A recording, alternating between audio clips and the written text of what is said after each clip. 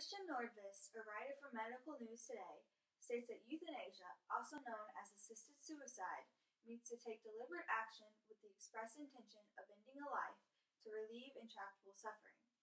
Some interpret euthanasia as the practice of ending a life in a painless manner, but others believe this to be false because there is no reference to the intractable suffering they go through prior to this. Human euthanasia is not our issue today, though. I'm here to talk about animal euthanasia and ways that shelters can prevent their animals from becoming euthanized. This is an important issue today because approximately 8 million animals go through animal shelters every year in the U.S., and nearly 4 million of them are there because they're not wanted by their owners. These shelters cannot humanely house these animals or support them their entire lives. Because of this, sometimes the only humane thing to do is to euthanize the older animals or those who have a lesser chance of being adopted. The American Veterinary Medical Association states that an intravenous injection of sodium pentobarbital administered by a trained professional is the kindest, most compassionate method to euthanizing animals. But why should these animals be euthanized anyway? Animal League America, one of the largest no-kill animal rescue and adoption organizations, offers a complete and affordable spay-neuter service to reduce the number of unwanted births of animals. Although this is very viable to reducing the population of unwanted animals who may be euthanized anyway, this has no effect on those animals already in shelters who are at risk of being euthanized. There are also programs such as Pets for Life and Shelter Pet Project who are trying to bring the community together to encourage families and individuals to keep their pets and think about taking in other animals as well. They believe that the only true way of ending euthanasia is to go to the root of the issue, which they say is that people are not supporting the human-animal bond. Although this is one way to lower the population of sheltered animals, it is hard to persuade every single person to adopt an animal or multiple animals. Not to mention there are hundreds of thousands of people who are incapable of taking care of an animal, which would only put that animal in danger of neglect. Although after doing extensive research on the issue of animal euthanasia, the only solution that I believe to be strong enough is that all shelters should turn into no-kill shelters to stop euthanasia altogether.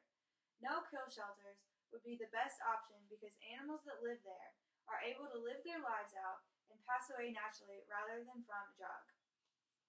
The number of animals that are being euthanized because they have some type of deformity, they are not the best looking animal, or because of their age is tremendous, and these animals are the first to be euthanized. No-kill shelters will allow these animals to have a much higher chance of being adopted because they have their entire lives to find a loving home. In an article written by Dr. Patty Cooley, a veterinarian based in Miami, Florida, she gives the price of euthanasia anywhere between $500 to $100. That figure adds up super quick when multiple animals are being euthanized a day. If all shelters go no-kill, then there will not be any money going out for the euthanization of sheltered animals. That money could be used to expand the shelters and add living spaces for animals that come in. With this extra space and more living areas, there will be less homeless animals on the street who are starving and at risk of energy. These animals will receive food and water and a dry place to sleep. Although some people believe that these shelters are heartless because of the cage sizes, I believe that at least the animals are out of harm's way and are being fed. With the extra money they save, the cages can be expanded and more adequate bedding and toys could be provided. A shelter statistics survey of 1,038 shelters across America given by the National Council on Pet Population Study and Policy found that 55% of dogs and puppies entering shelters are killed, and 71% of cats and kittens are killed entering shelters. That number would drop to 0 with the change to no-kill shelters. The No-Kill Advocacy Center is a national organization that started back in 2004. It was the first full-service no-kill community that took in all types of animals. The founder of this organization has since expanded and started no-kill shelters all over the nation. This is a great example of what needs to be done for this issue. No-kill shelters and communities are expanding, and new members are joining every day.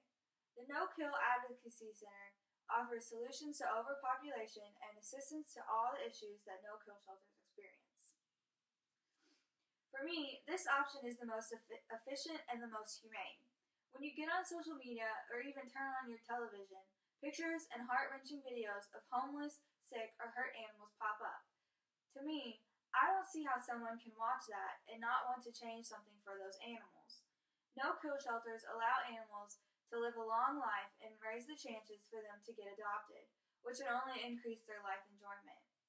The joy that you feel when you see those after videos when an animal goes from being covered in bugs with all kinds of infections from living under a bridge or in a storm drain to being bathed and fed in a safe environment are the single thing that makes me believe that no-kill shelters are the best option at getting these animals off the streets and out of harm's way. These shelters allow animals to live out their lives somewhere dry and safe with food and water always available. The cost of euthanizing a shelter animal is high, and if that was cut out, that money could go towards expansion and higher living quality. No-kill shelters are the best option to stopping animal euthanasia and should be enforced across the country.